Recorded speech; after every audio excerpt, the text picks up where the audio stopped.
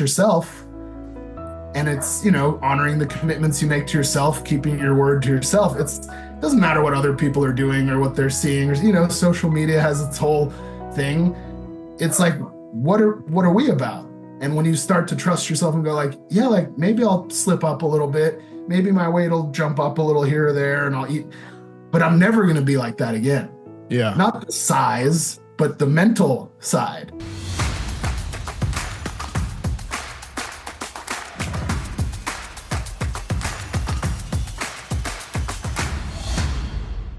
Jordan Grahm, welcome to the American Glutton Podcast.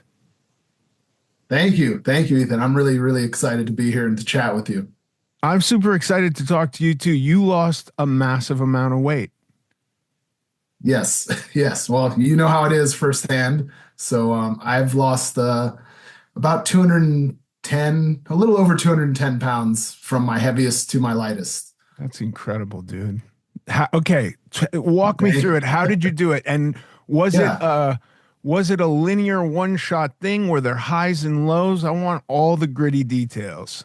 Yeah, perfect. I mean, and this is something that I've been, sharing for a while, so I kind of know the highs and lows and the trajectory that it's gone. But basically, I'll rewind you, and I know you identify with a lot of this stuff just based on hearing about your own journey. I was always a big kid. Like I was just a big kid.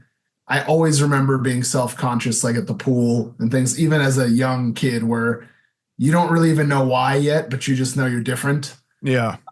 So by the time I was 13 years old, I went to high school. I was 5'9", 290, and no muscle, just, high body fat. And at that time, they thought I would be good at football just based on my size. So I went to high school in the Valley here in LA. And I knew nothing about football. I didn't know the rules or anything. And they said, we want you to get bigger, stronger, faster. We want you to play football. And I was excited because it seemed like I had like a place. It seemed like now my size was a good thing as opposed to being such a negative that it had been for so many years leading up till then. So I played and that was fine. I kept eating, kept getting bigger, I outweighed guys by 100 plus pounds all the time. And unfortunately, when I was 14, my mom passed away suddenly out of nowhere. And it really just sent me into a deep spiral of depression. I didn't want to play football. I didn't care that, that might have been my future, for example. I just gave up, honestly. And so from there, my weight just started to skyrocket. And this was at a time where it wasn't, you couldn't go to the doctor and get weighed. They didn't have scale to go high enough. I remember that. I completely remember as a kid hitting, I think they went to 350 in the doctor's office, those stand-up scales where you'd move the thing would go to 250 and then you'd adjust the top thing or something like that. And I remember then I just went like, all right, well, I weigh 351 pounds. And that's what I would say I weighed for like 10 years. Mm-hmm. Because that's basically as close to being accurate as you can get, Right. And it wasn't, which is almost, we can talk about this. It's a commentary on how things are now where, the scales you stand on go up to 500 pounds or something like that in any standard doctor's office. But back then that wasn't a thing. And I was just getting bigger and bigger and I was just depressed. And by the time I graduated high school, I had stopped playing football entirely. I stopped exercising for that. And I was over 420 pounds because at that point, I ended up going to the hospital for a variety of things. And there they did have the scale that could weigh you and get an accurate number. And it's funny, whenever I move to a new place, you go through all your stuff. I find old records, and I found one the last time I moved 4 years ago to this place that I was 424 at Cedar Sinai. That was it was on and I'm like, dang, I thought it was 421, 420. It was 424. That was the highest that I'd seen, written down. So I was a big guy, I'm 6'1". I'm a big guy, but that's a lot of weight. And there was no muscle. It was just, very high body fat because of my lifestyle. I was eating for pleasure, eating for escape, numbing my feelings with also drugs, alcohol, things like that. But food was the number one. Yeah. And it just was, I know we parallel a lot of these things because it's like when you're out on your own, finally you can go and get whatever food you want. You don't have to hide it. You don't, and it's like you have that independence. And I just really kind of took advantage of that. I was in the drive-through all the time. I was, spending a ton of money on fast food, which got you pretty far. Were there restrictions on you at home at all? Like, was your dad encouraging dieting or trying to implement dieting or anything like that? Yeah, yeah, great question. I mean, I remember from a young age, just because I was so big, that they had wanted me to eat better. They would send me to nutritionists. I went to, for lack of a better term, a couple times fat camp over the summer down in San Diego, where you go there, they monitor your food, they have you exercise. Of course, you lose weight while you're there, but if you don't keep up those habits, you come home and you just put it more back on. I So feel like I dreamed, even in my, even when I don't know that I dreamed about it as a kid. Like, God, I wish they'd send me to fat camp because I don't even think I wasn't even aware of that. But I do, like, as an adult, remember thinking, like, in the middle of a diet, if I could just be in another place. And I like had this fantasy about creating it, like someplace out in the Mojave Desert or Bishop or some, like, out in the Sierra Nevadas of California, getting a little motel and just making it like away from advertising and fast food and a place to unwind and have healthy food. Was fat camp horrible or kind of great? it was both. When I look back, like I didn't have a choice, right? My parents were Right. just like, I this mean, is what that's a you're big doing. part of it. Sure. Yeah. Yeah, this is what you're doing this summer. And I was resentful because of Yeah. that. But you try to make lemonade out of lemons and do the best you can while you're there. And I had some fun. I met people. I had good interactions, I guess, socially. Also because there, everyone was kind of on the same mission, so to speak. So we kind of all understood each other a little bit more than just, I don't have to tell you this. Kids can be mean, Oh, just in yeah. general, and that also plays a part. So it was good and bad. But I just remember the thing was like in when you're there, which is funny you mentioned you wish you had, like when you're there, all you want to do is get away and go to a restaurant and eat Yeah, some nonsense. I do not think that as a kid it would have been good. And even as I'm thinking through it now, like it's so fucked, man, because like the things we impose on our kids and the amount that I think kids can really understand and take it in and have like long-term plans and goals, it's just all skewed. It is true, like, for little kids, parents are ultimately responsible for everything they eat. You know what I mean? So there could be some responsibility, but you don't put it on the kid. You don't say, like, you can't eat this thing that I'm keeping in the house because you're fat. Like that, I think will just backfire. And then, like, I do not think I would have liked going as a kid. This was more like as an adult wishing for some safe place that's away from my environment to try Mhm. and achieve everything I'm trying. That was once I'd bought in and it was something I wanted for myself, Right. I can't, like, if I'm being completely honest, it seems like a horrible place to be as a kid. Right. And you only can look back at it in retrospect now Yeah. as an adult who's acknowledged why the lifestyle you had and the way that you felt led you to where you've been. And then you go, wow, maybe as a kid that would have been good, but when you're a kid, you're like, hell no, that sounds terrible. Like, Yeah, yeah, yeah. I want to so, go, like I remember as a kid, it was like swimming in pools and going to the AMC when it was too hot out to do anything else and like hanging out at malls. Going yeah, to a fucking fat camp would have been horrible. I didn't want to be on a diet, let alone, right, with a bunch of other kids who honestly would just remind me of my own problems. mhm, That doesn't sound great. But like as an right, adult, there was this fantasy of like, what if there was a place where I could go and just lose all my weight in safety, like a rehab, but for fat people. Like these were the right, crazy right. ideas I had. And then turns out they've got them for kids. Yeah, yeah. And there, I went a couple summers that I remember, and it didn't didn't really work. That was when my parents were still, and my mom was still in the picture, and she was very healthy. She was active. She was always encouraging me to lose weight. She would sign me up to like nutritionists, stuff like that. She would go on walks with me. But also like part of, as you know, like a love language is food. So she would still cook good food. Yeah. I just remember, and I'm thinking back, I was thinking about this the other day, just as a little kid, I must have been in kindergarten or something. It's like a very early memory where they would line you up and you'd have peanut butter and jelly sandwich time. And I would eat mine and I'd just like go get back in line and go again. And Yeah. like nobody stopped me. So I was like, and it just tasted good. I don't know if it was at that point, I don't think I was like hiding or running from any problems yet. Right. I just liked it. It was, just peanut butter and jelly. Who doesn't like that? Right. Yeah.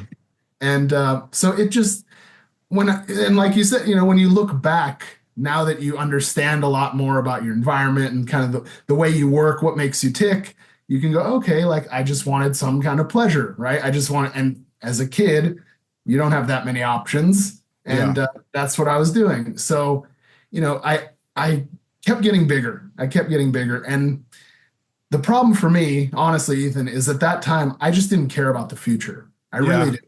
And me I just neither. like, I had no sense of it. It wasn't like there was no computation about what is 5 years from now going to look like. I would think like the most distant thing would be like, if I'm going to go somewhere in a couple of months, but then it was always like, what am I going to eat there? What's the food like there? Exactly. Yeah. What can I look forward to on that? Yeah. Totally. And that's the way the brain operates. Right. And so for me, I just kept going, and I would go to the doctor and things, and they would say like, you're not going to live till 30. Because I was just in bad shape and I didn't do anything about it. And I was okay with that, unfortunately, because I was so depressed and I was just, it's not fair. Why'd this happen to me? All that kind of stuff. And I was like, they would tell me you're not going to live till 30. And I'm like, okay, that's fine. Like, yeah, 30 is so far off. Like, I'm not thinking about 30. I'm not thinking about 25 right now. Right. I was like 18, 19. I'm like, yeah, 30, who cares? Yeah. And so I just kind of lived my life that way for a while. I actually, I went to school a little bit. I left college early and I went and started working. And I worked in LA as a real estate agent downtown, doing commercial, industrial. I was just like this big old guy in a suit driving around, taking clients out. It worked for me at the time. And it just kept perpetuating that cycle. You take people to eat, you take people to drink, you make a little bit of money, you start having more freedom to do those things. And I still wasn't thinking about the future. And, for me, it took like a drastic wake up call. I got hit head on by a drunk driver. I was 21, so it was 2008, and I was on my way home. And the crazy part of this story, I was going to trade my car in the next day. I had it all sorted out. And my airbag had just been reconnected about 3 hours before the crash. Wow. So you would have been dead if that hadn't happened. Yeah. Like 100, like the car was, hit head on. I was on Sunset, like near UCLA, the area. Yeah. Car came into my lane, hit me head on. And I was like, okay, this is a sign that like, I have to get my shit together because I can't live like that. I could have just died right then. And actually, I don't want to die, even though I used to think I did. And that was like the big turning point. And I felt like, maybe sorry, I get emotional, but like, that's my mom. And she's like, hey, get your shit together. She was kind of tough. And so I was like, all right, I got to do something about my weight. And it wasn't just my weight though, because it was just about the way I looked at life, right? It was like, I was looking at it all wrong in retrospect. So I was like, everything that I've been doing, I have to just do it the opposite. And I didn't even, this was 2008. There was the internet, but it wasn't the way it is now, right? There was no social media. I hadn't seen guys lose like tremendous amounts of weight, the excess skin, the whole, there's so much out there now, but it was like kind of uncharted territory. And I was like, all right, I'm just going to like not eat the way I was eating. I'm going to just start walking. And like, I didn't know any better, so I started the first day after that accident and I had, my arm was in a sling. I was all screwed up because I still got hurt. I mean, I just didn't die, thank God. um, which also they wanted to send me to the MRI. They told me for zoo animals because I was so Yeah, big. we wouldn't fit. That's right. Yeah. So the next day I was like, all right, I've had enough. I'm taking my little dog. I have this Boston Terrier, Blackberry, and I'm gonna go for a walk. And we lived up in the canyon, so it was a half mile to get to the main road and a half mile back. So it's a 1 mile walk, and it took me 1 hour. So Yeah. I tell people, I'm like, go in your gym, go on your treadmill, put your treadmill at 1.0. That's all I could muster. And it's slow as shit, it's frustrating. But that was all I could do. And I was like so demolished after that. Everything hurt, but I just told myself, okay, tomorrow you're going to get up, you're going to do it again. And I just kept giving myself that hour. And eventually we could do it twice. Eventually we could do it 3, 4 times. I was jogging, I started, that was the activity portion.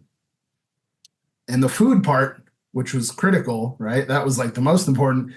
I just told myself, like, do not go to the drive-through anymore. Just don't, like, you go on autopilot almost. You Yeah. leave a certain place and your car just starts steering to the freaking Carl's Jr. And I'm like, all right, can't do that. What can I do instead? So I started finding restaurants that had healthier options because I didn't know how to cook. It was my dad and I, two bachelors living. I didn't know how to cook anything. And then I started going to Whole Foods. And I'm like, okay, the same money I would have spent at the drive-through, let's see what it can get me here. And it worked. I was eating just the stuff that we all now know we should be doing: lean proteins, vegetables, some carbs, not in excess, not, the opposite of what I was doing, right? So I was like, this actually works. Like, this is cool. I think I lost like 40 pounds the first month. And Wow. I was like, wow, like this is, it's such a big departure from how I was living. And I felt so much better. But I really had no idea how far it would go. I just had no clue. I mean, now things are very different, but it was just like that, building that momentum and seeing that, like, it's worth it. And obviously it's hard, like those walks were killing me. And I was like, so, when you're that heavy, you're walking on a hill, but my dog wanted to go every day. And I didn't want to deprive her of that. Yeah. All right, that's my accountability.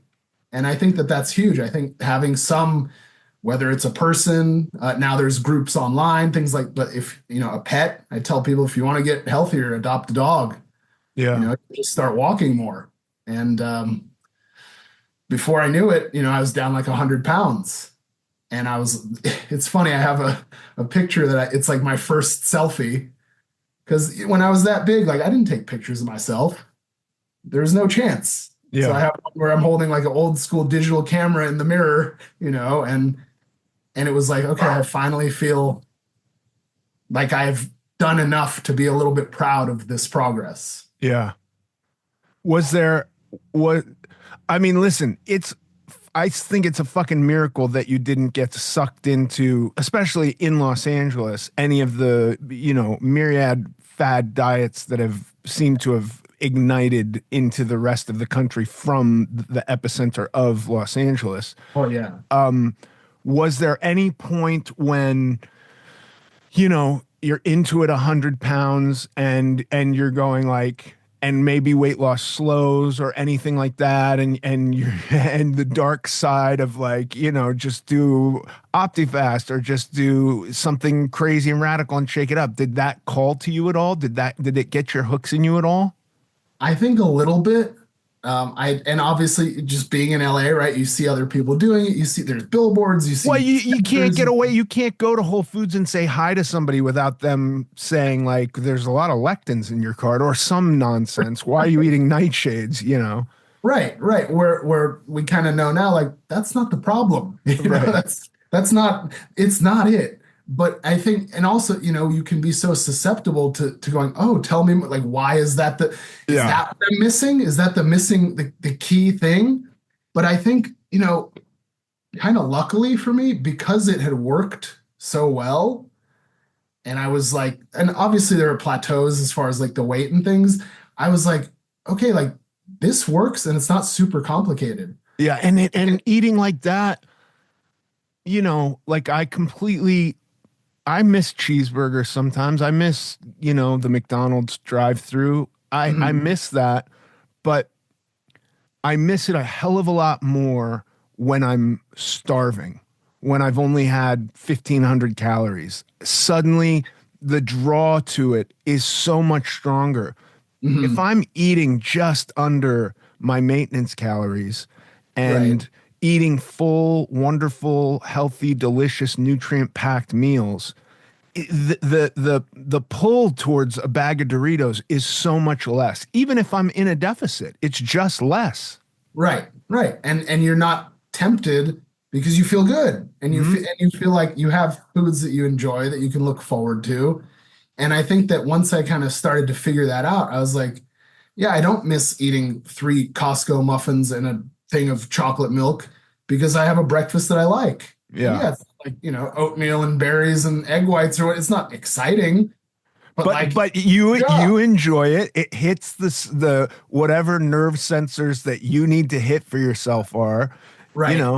I mean, that's an important thing to figure out too, because I do think a lot of people go into these diets and they're either doing something that's so extreme that it's like the amount of hunger and fatigue you're placing on your system is going to make you just constantly be thinking about food that's going to be, such a departure that you're going to be like, Right. okay, why go back?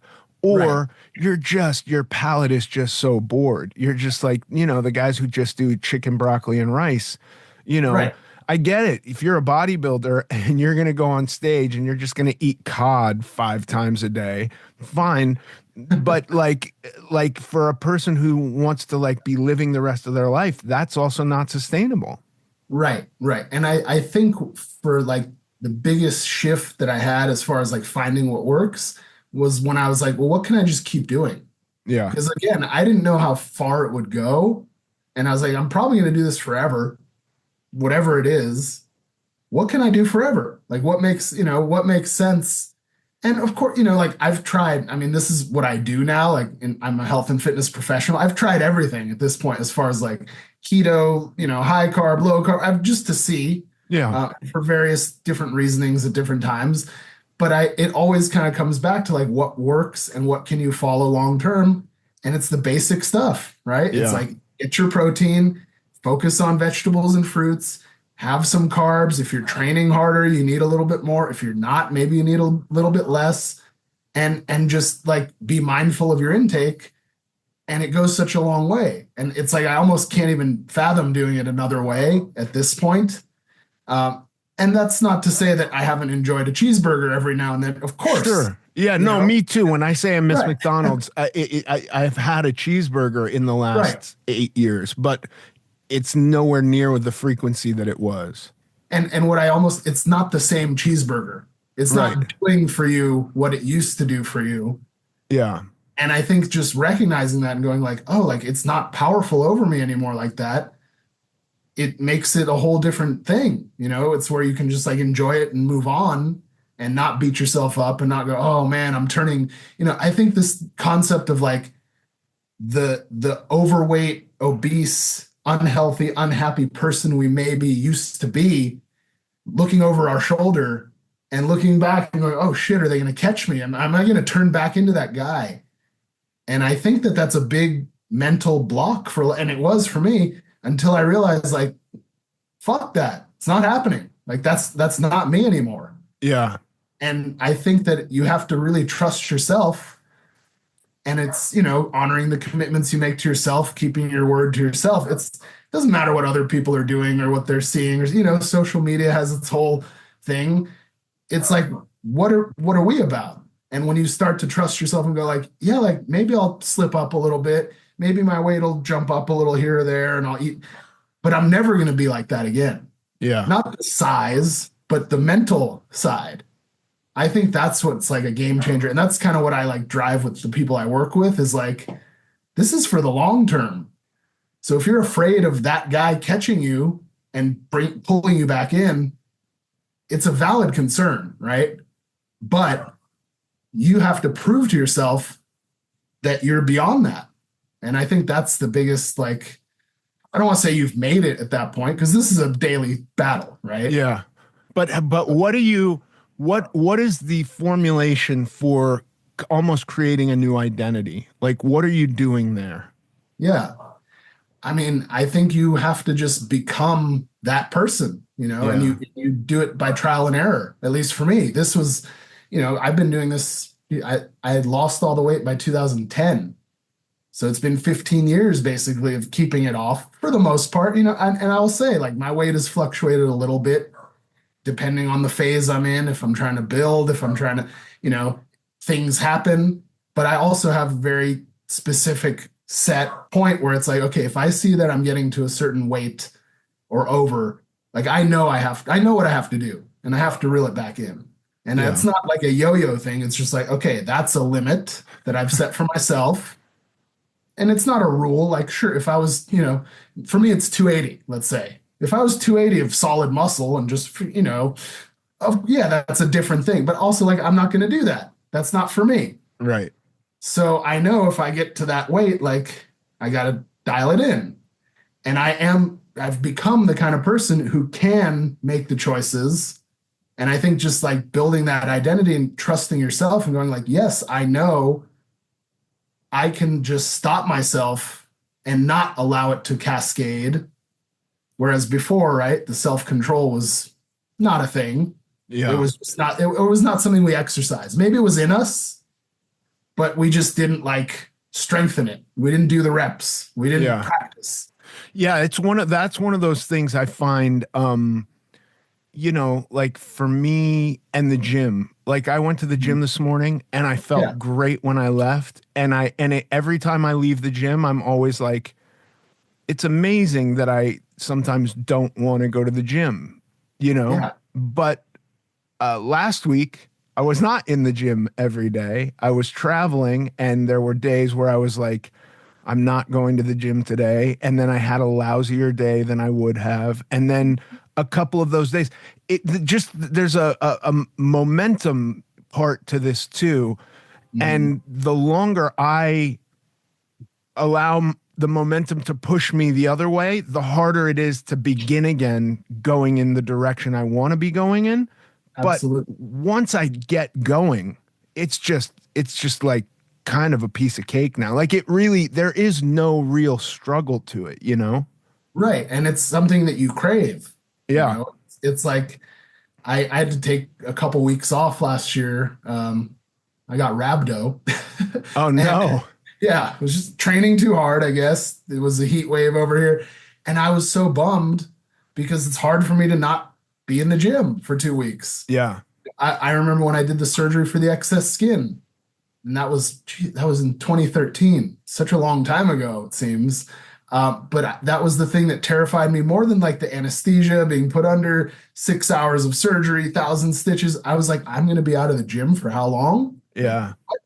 I want to ask you about that because I do think this is an under discussed aspect of massive weight loss. And I say that only because, and maybe it's not under discussed. I don't know, but it was when the first time I was into like under 15% body fat, I was just kind of like, okay, when do I lose the skin? Like, when's that going to happen? Right.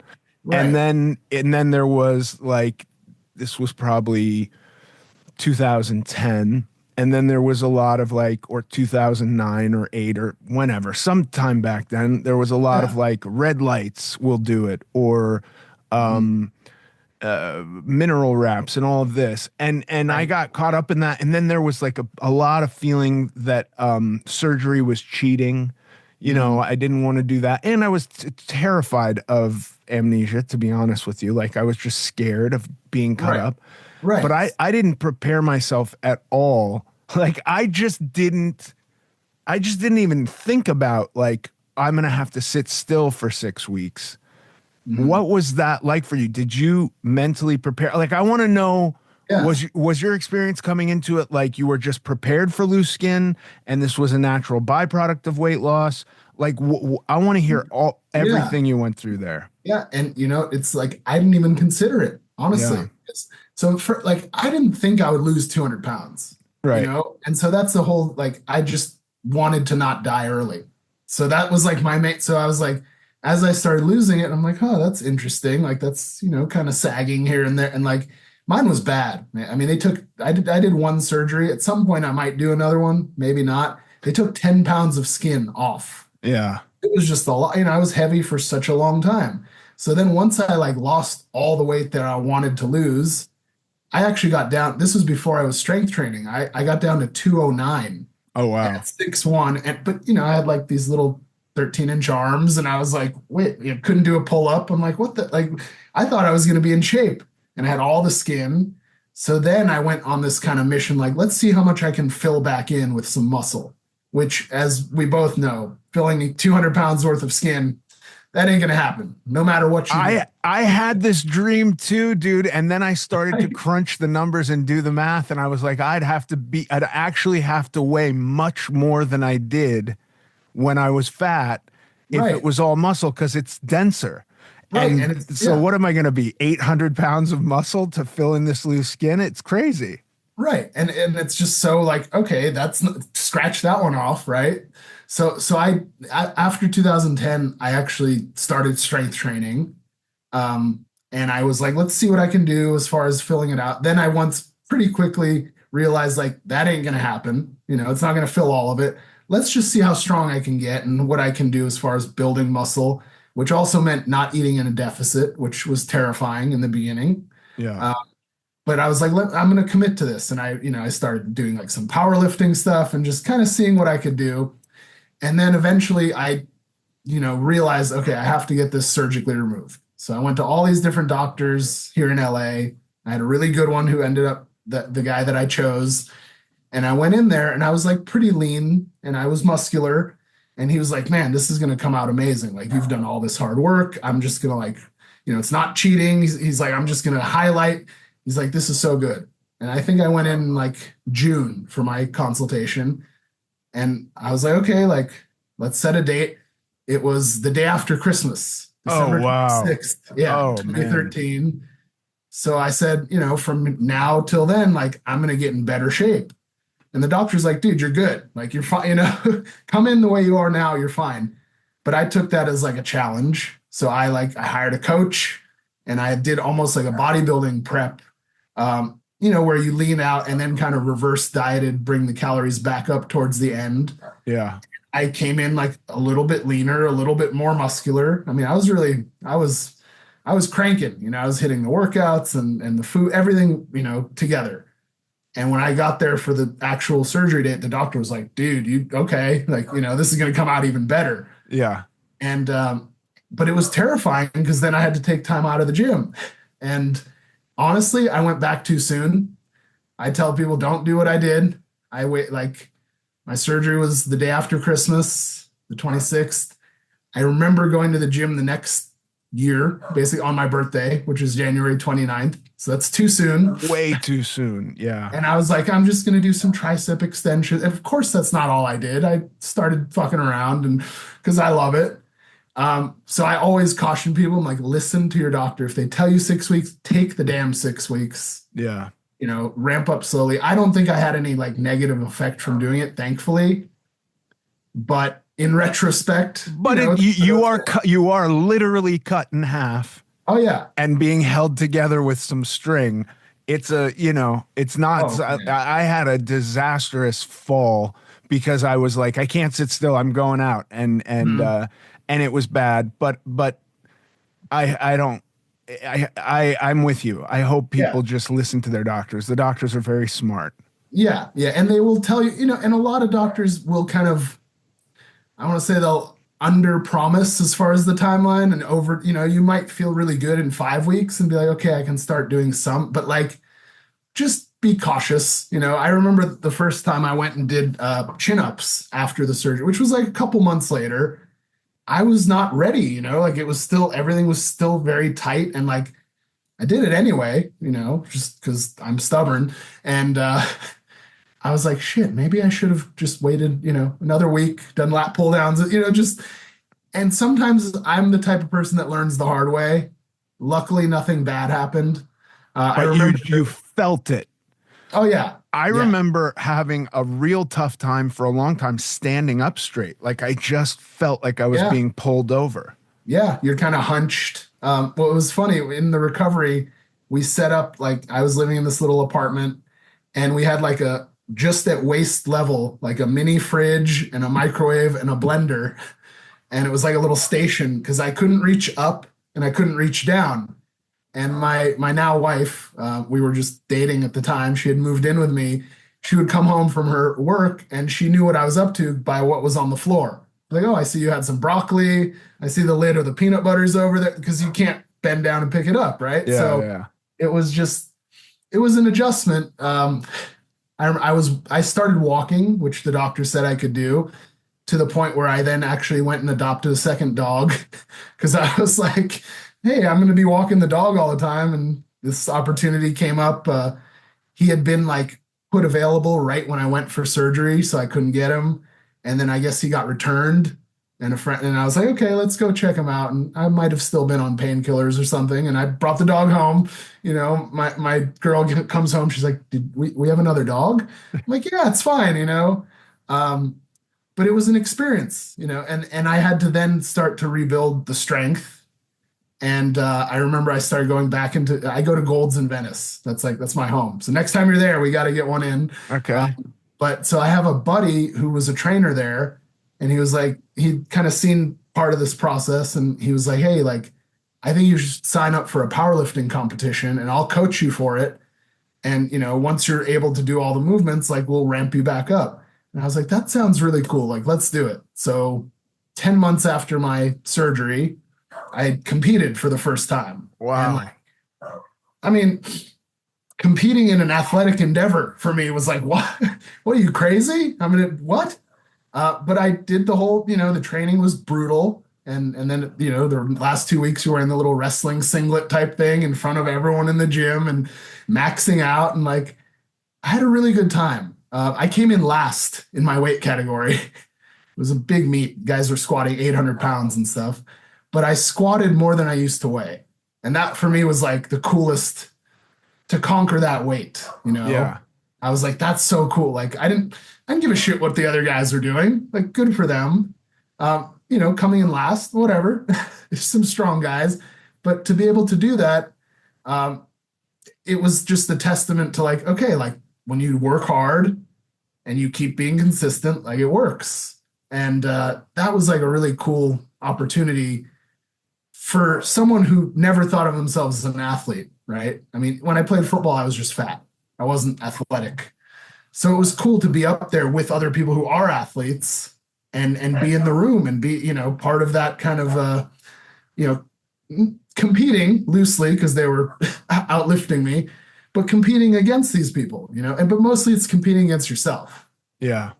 I did bodybuilding one time also, which was wild. I know you've gotten that kind of shape also.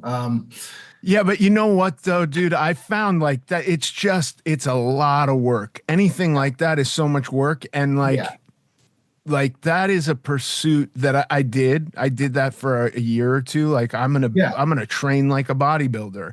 Yeah. And then it was just like, okay, I still need a version of life that is forever, because there are aspects of the bodybuilder diet that I really love that are very useful to me in life that isn't revolved around like how do I build muscle and I'm measuring every gram of it, but like high protein, veggies, carbs, low to moderate fat. I find I do better with moderate fat than low fat. Mm-hmm.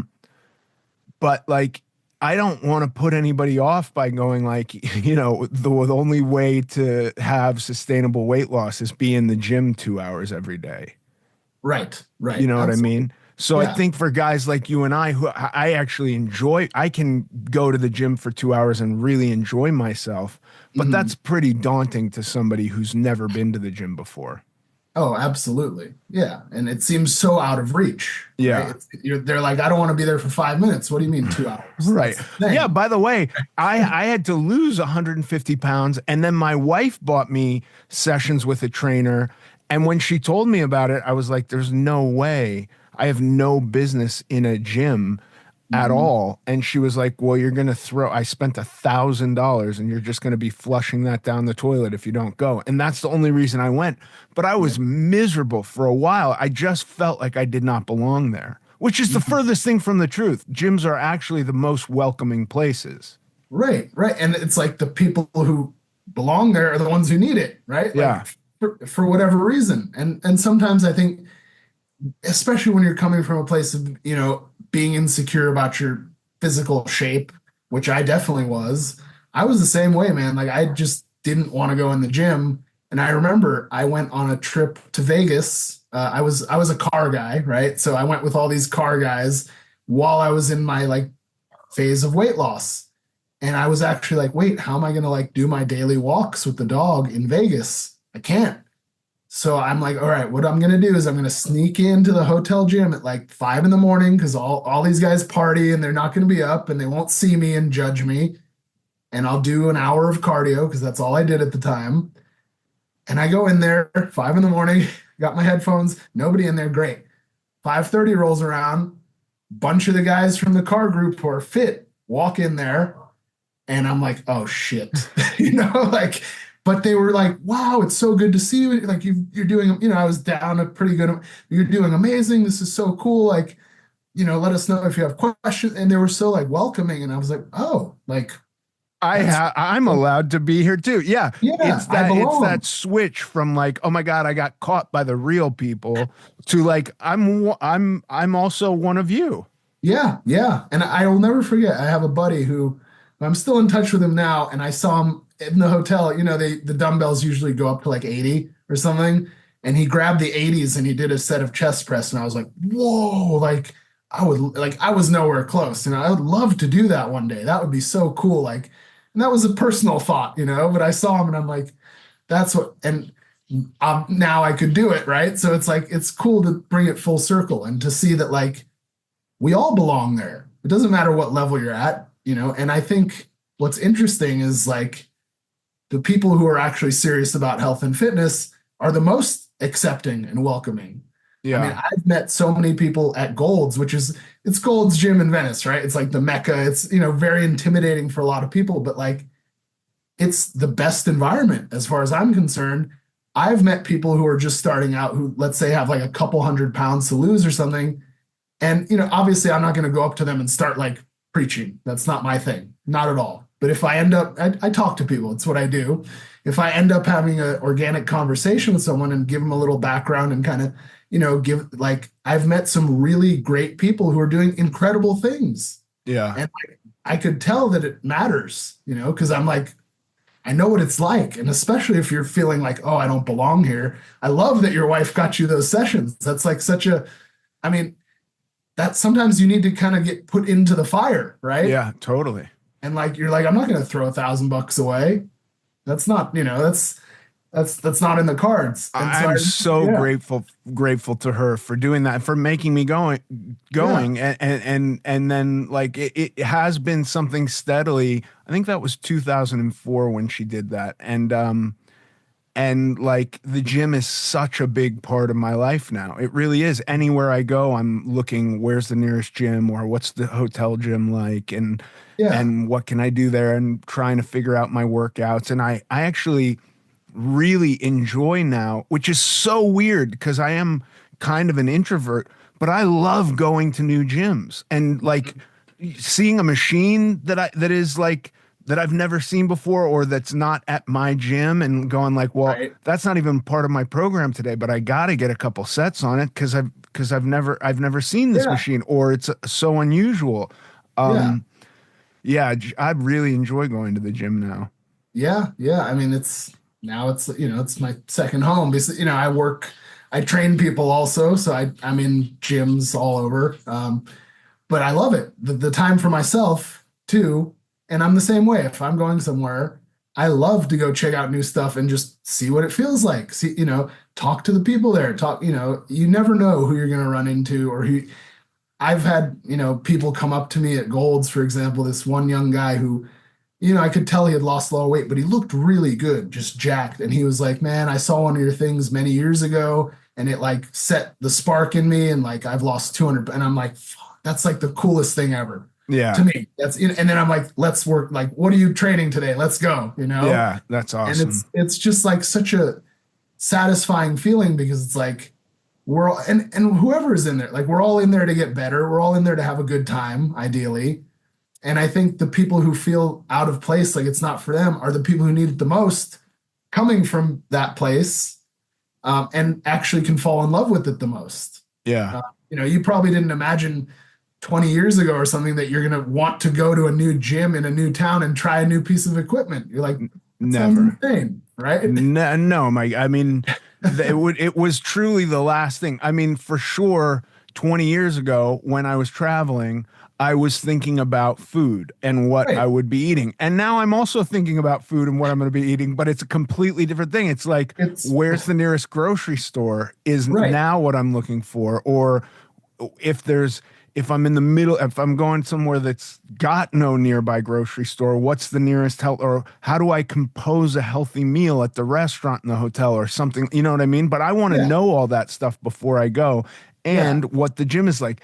It's so drastically different. I remember going to Cincinnati when I was a kid. My father's sister lived in Cincinnati, and we would go visit her.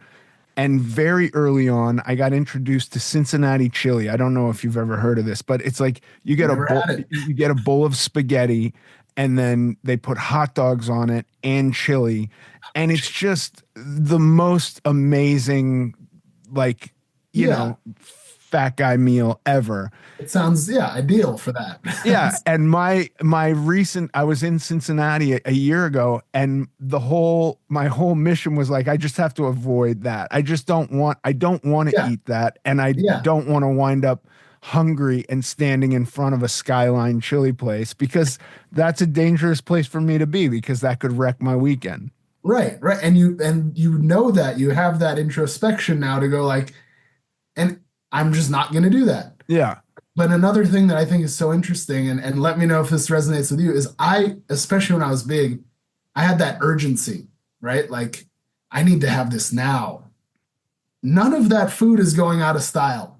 None Yeah. of that shit's going anywhere. And when Yeah. I finally turned that switch in my brain that was like, okay, the dessert place that makes really good stuff that's been around for 100 years, It's still gonna they're be not there. going anywhere. And even Yeah. if there will be like just having that shift of mind to go like, well, then maybe I don't need it now. And it's the same thing. You said like, I'm just not going to have it on this trip. Like, yeah, there might be a trip where you do.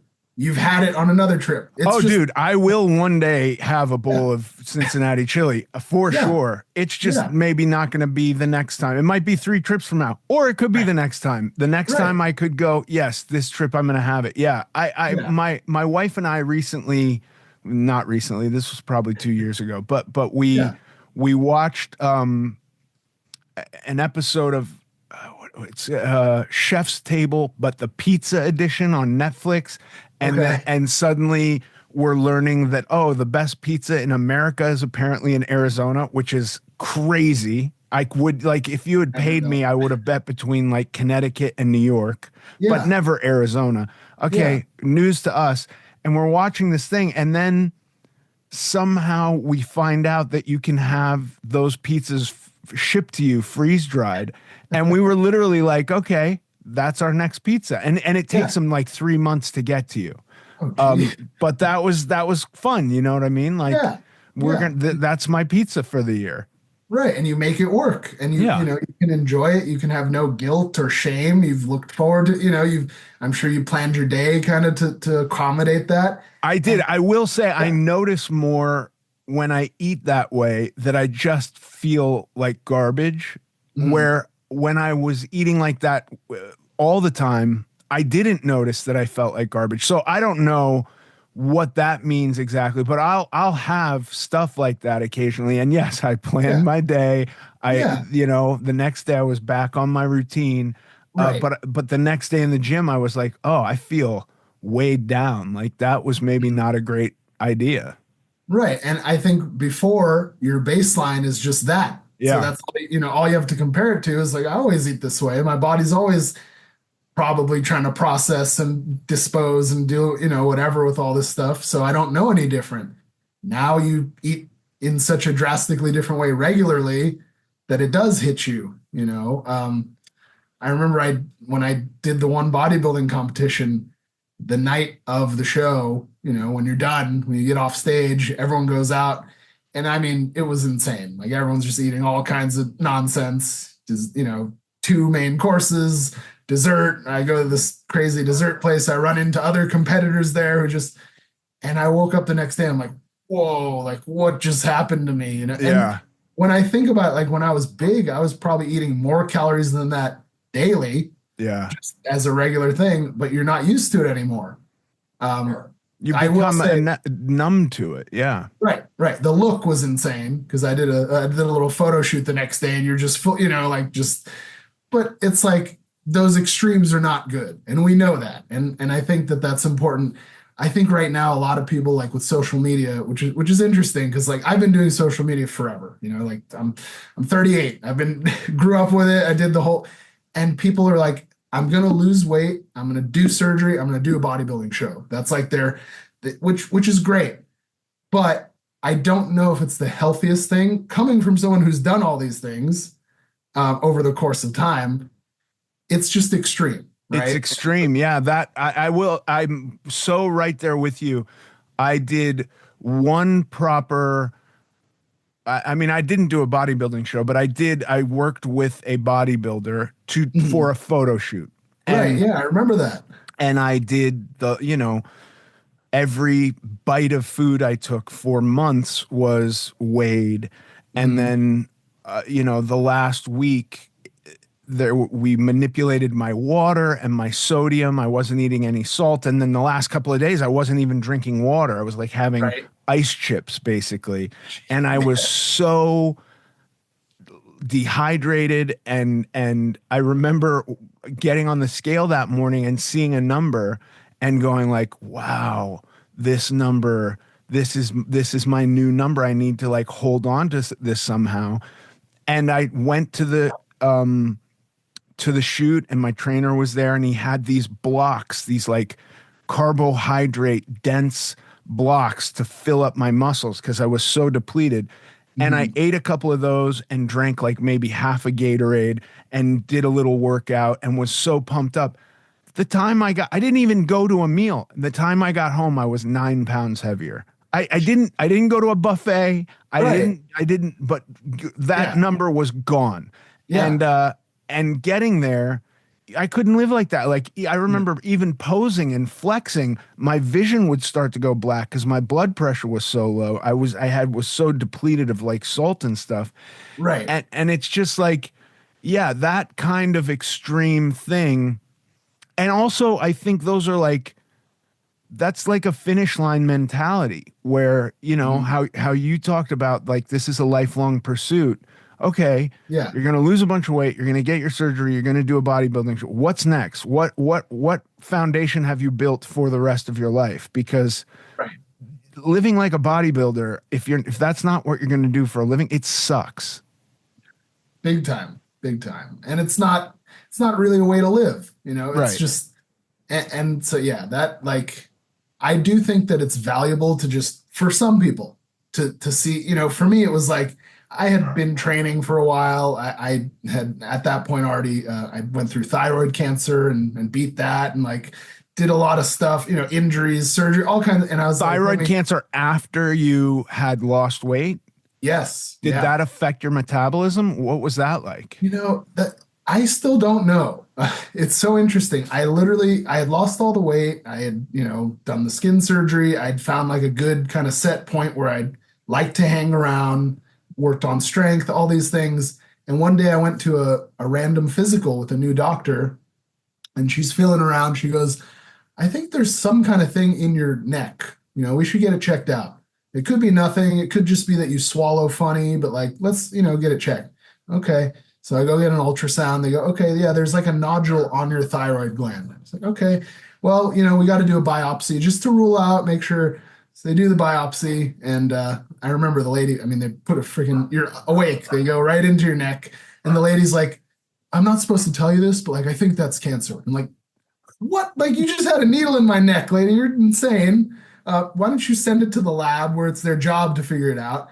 And then of course they send it to the lab and there's like a weekend in between and I'm just Ooh. sweating. And I will say I was like emotionally eating that weekend. I caught myself. I'm like, I was just a mess. And I finally get a call from the doctor and she's like, they found that it was cancerous and we're going to send you to this other guy and see. Long story short, they told me it was the good cancer, like the good kind. It didn't I spread. didn't know there was a good cancer, but good. That's what I Great. said. Yeah. I'm like, good. So they offered me to either just leave it there and monitor it. And then if it grows past a certain size, that then they would take it out. Or they could just schedule a surgery to take it out. So I said, just go ahead and take it out because I'm planning to live a long time and you're gonna have to do it and it could spread. That could, it could go into your lymph nodes. And I'm like, I was 30. I'm like, just get rid, take it out. They started me on some thyroid replacement because they took it out. I've seen no difference. Okay. As metabolic rate, my maintenance calories, what I burn, it seems to be pretty much the same. Right. So their opinion was that it wasn't affecting the function of the thyroid when it was on there, but they took it out. So now I do have to take that for the rest of my life, which I rather. That's not the end of the world. That's not. I mean, my mother-in-law has been on thyroid medication for 70 years or something like that. I think that's something people take. Yeah, and it's pretty like accepted that like it's safe and it's widely available because I'm like, whoa, what if things get weird and I can't? I'm like, I'll be fine. I had one doctor once, probably 2010 or 11, who was like, let's test your thyroid. And I was like, yes, we can test my thyroid. It's the thing I've been dying to be told that was my problem since I knew what a thyroid was. Right. And he said there's two markers and one is fine, but one is maybe a little low. And if you want, you can start on this thyroid medication. I lost like 5 pounds in 3 or 4 days, but I wasn't sleeping. I literally just stopped sleeping. So I was like, I clearly don't need this. I'm not, I can't take it. But that was one of the hopes I had, as a little kid of like, it's got to just be something in my body that they can fix with a medicine bottle. Right. And that someone from outside is going to give it to you. It's not intrinsic to you. It's like, no, they need to come here and do that. And there was a moment when I was like, wow, like I was able to lose all the weight and do, all this change in my body, even with this, maybe but then after, investigating it, they were like, that ain't it. That ain't it. I'm like, okay, fair. But I think that's, it's like a hope and a dream that a lot of, they're like, well, what if I could just pinpoint that one thing? And it's why all those fad diets and all those things are so attractive to people because they're like, oh yeah, maybe if I just stop eating gluten, that's what the problem is. And it's like, no, that is not the problem. Like, sure, if you have celiac, absolutely it is. But like, or the nightshades or the whatever, the thing that people want to hold on to, when in reality, like we know, it's like if you just eat in a way that aligns with your goals, if you want to change your body, it's going to work. There's no exceptions. And, I've been doing this. I actually went back to school, became certified as a trainer and like studied nutrition because I wanted to help other people. And I've helped so many people who thought that it was one thing or the other and tried this and that. And like, I get it. It sounds so appealing, right? You're like, what if it's just that one little thing, or they can give me that one little pill that's, and the reality is, which is a blessing and a curse. It's just not that.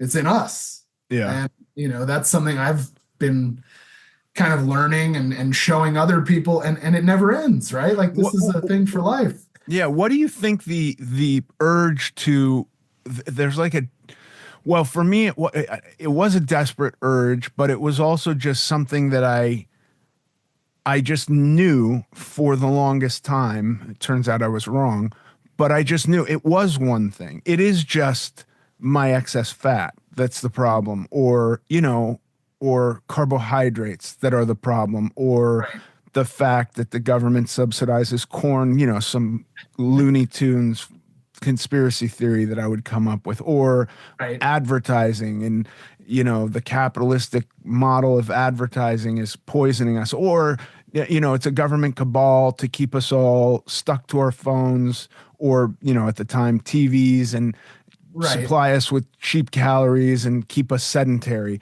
Um, Mhm. why do you think we are drawn so much? Why, like I wanted just like a simple solution so badly. Yeah, because it's so like, I mean, that's sexy. That's Yeah. appealing.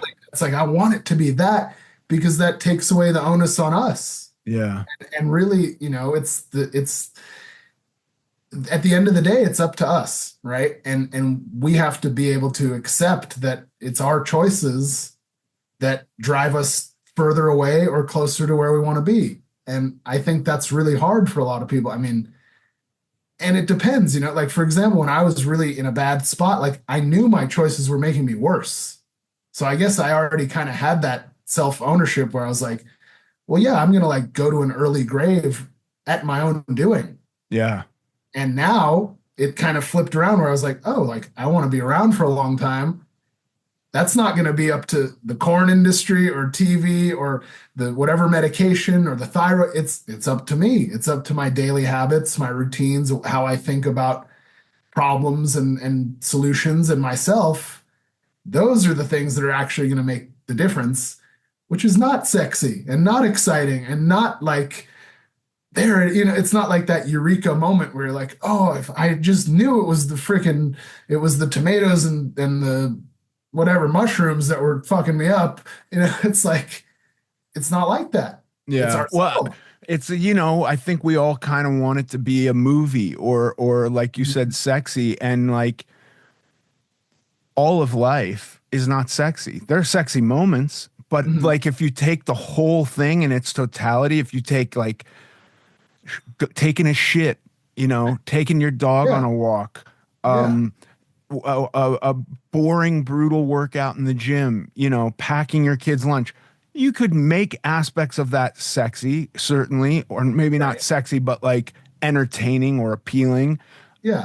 Maybe not taking a shit. Sorry, that's a terrible Well, image I'm putting in people's if heads. you're But like scrolling, sleeping, is that sexy? Is sleeping sexy? Is falling asleep on the couch with your mouth open sexy? Like there's so much that isn't sexy, but we all want it, or I wanted it so badly to be like this movie where they solved me like a riddle, like the Manhattan Project. They did right. some, calculation on a whiteboard, and it was like, we Yeah. finally figured you out.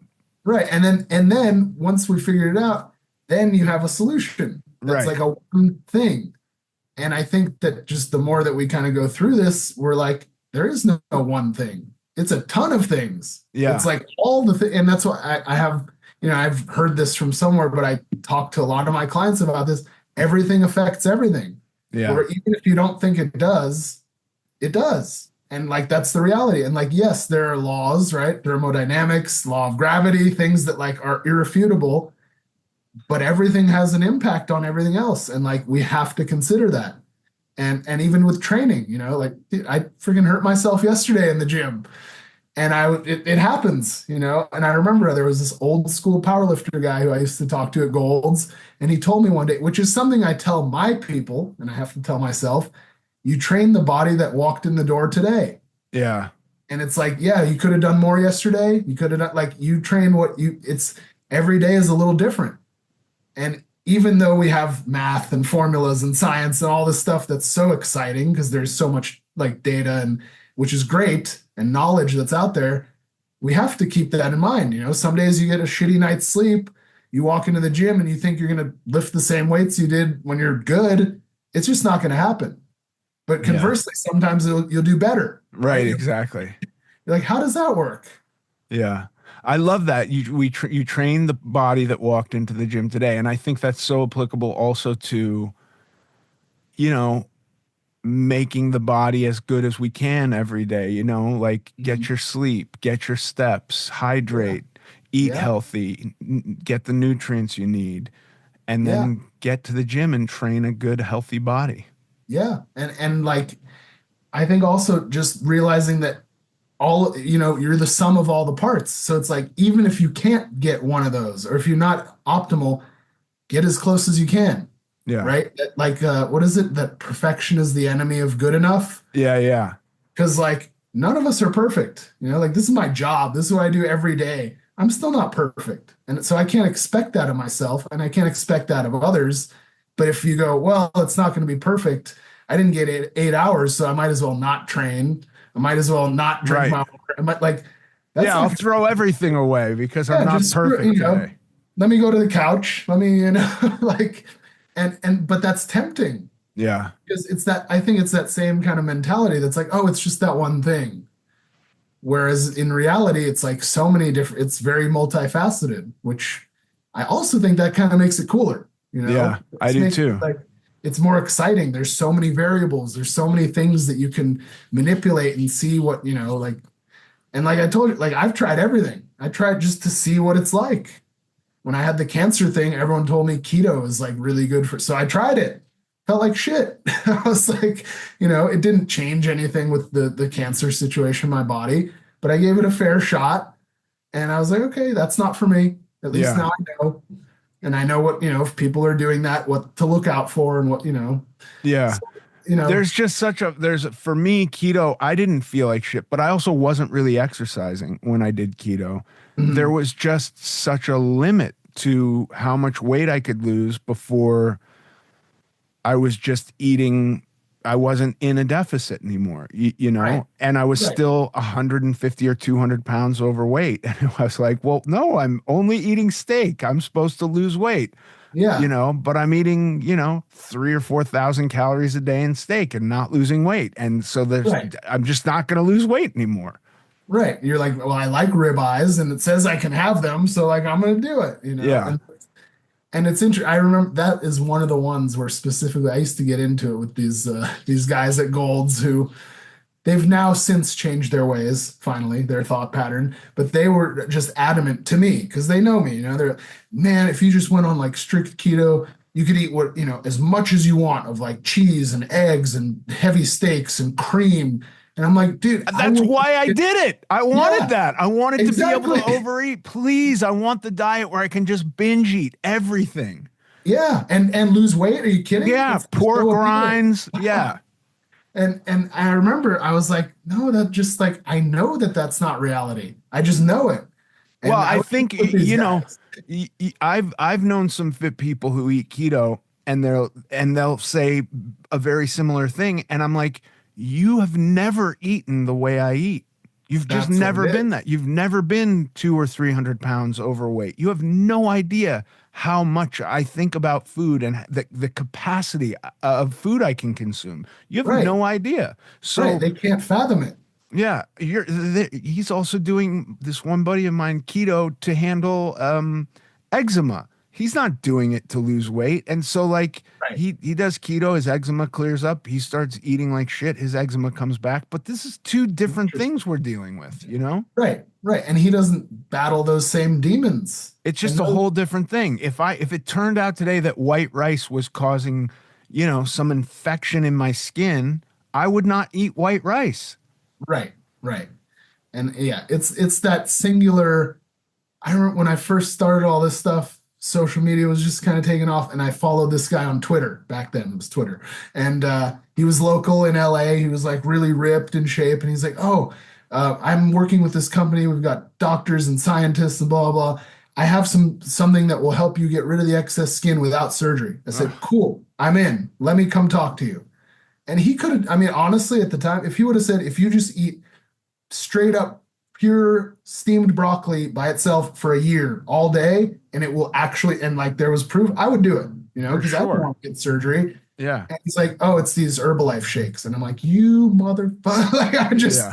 I was so mad because it's nonsense Yeah. there's no singular thing and it but it's so appealing and So that's what I appealing. think the whole mindset that we have in this country, and probably worldwide now, because I deal with people, all over the place who kind of have the same thoughts. Like, just tell me the one, or what supplement do I have to take to lose? I'm like, you don't have to take a supplement. Yeah. If you fix all this other shit, then maybe you might need to add a supplement. Maybe you Right. got to, But the supplement is not going to fix all the other stuff. no, there's no chance. Yeah. Even though we would love, sure, like, yes, that would be great in an ideal world. But then, like, I don't know, I feel like you wouldn't learn as much about yourself in the process. I mean, this whole thing for me, like I have a whole new life, you know, I've done powerlifting, bodybuilding. I do a half marathon once a year for charity. Like That's amazing. all this stuff that like, if you would have told the 420-pound version of me that this was in the cards, I'd be like, you're out of your mind. Like you're hallucinating. Like, and can you share your drugs with me, please? Right. You know, like it's like you can drastically change things, but I think it's that self-ownership where you're just like, okay, it's on me. Yeah. You know? Yeah. Jordan, this has been amazing. Thank you so much. Thank you, Ethan.